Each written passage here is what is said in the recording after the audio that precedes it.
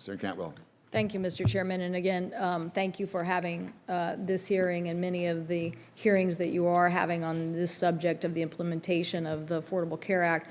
I think it's of the utmost importance, given the size and scale of its impact to our economy, that the agency is held accountable during this process. And I certainly appreciate the reminder that Mr. Blum used to be a member of the staff here, so maybe he could become an extraordinary emissary to the agency as it relates to its communications, because I think there are many things that many members here have shown a level of frustration about on the implementation of the Affordable Care Act. I wanted to follow with my colleagues, Senator White and Grassley, about the value index for physician payment. You've talked about what's happening with hospitals, and the physician payment, I think Mr. Elmendorf said, was probably one of the most cost-saving provisions of the bill. And I wanted to get an update on the progress. I actually have 3 questions for you, so hopefully I can get through all that in 5 minutes. But the progress of that value index as it relates to physicians, and why we don't just put out a global rate, and if you fall below that, you're rewarded, and if you fall above that, you're penalized. I mean, that might be and some progress on the rebalancing from nursing home care to community-based care. Do you see that as a big cost saver? So if you could start with those 2. Sure. Thank you for the questions.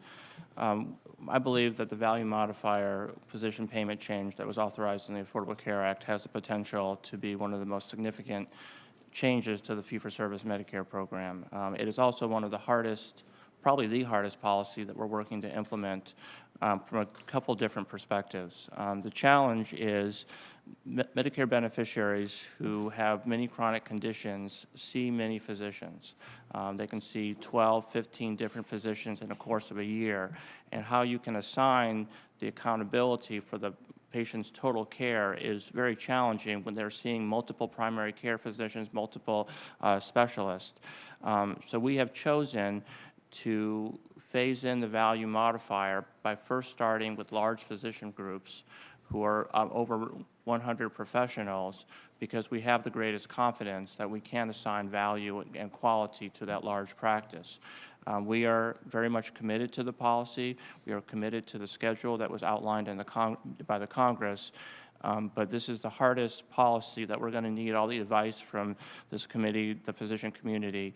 But we have started the process that will take effect 2015.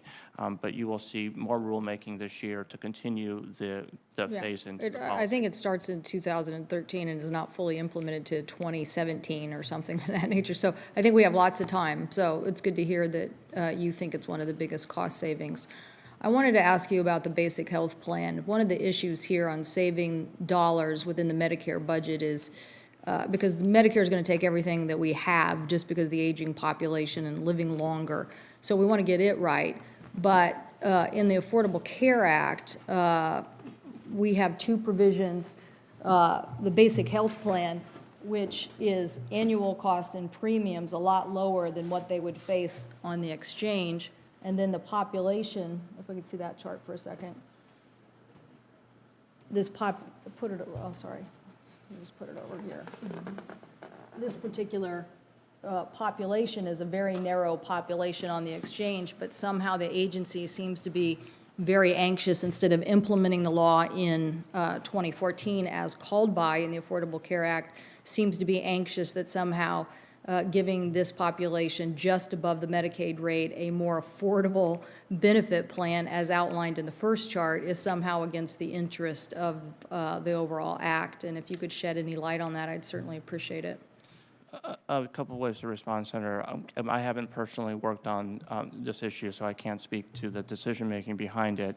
I do understand that Marilyn Tavenner has promised to provide you a schedule of how we plan to implement this provision, but we're happy to work with you and to help us answer those questions. Well, Ms. Tavenner definitely will not have my support, and I'm not interested in, how she's going to implement the act. I'm interested in a commitment to the administration to live up to the way the Affordable Care Act says the provisions say it should be implemented. And right now, I can't get anybody at CMS to own up to the fact that states, under the law, could receive 95% of the tax credits to provide cheaper care, as the first chart showed, to the beneficiaries, instead of making them out-of-pocket expensive. So I'm not interested in having the schedule of what date it's going to get implemented.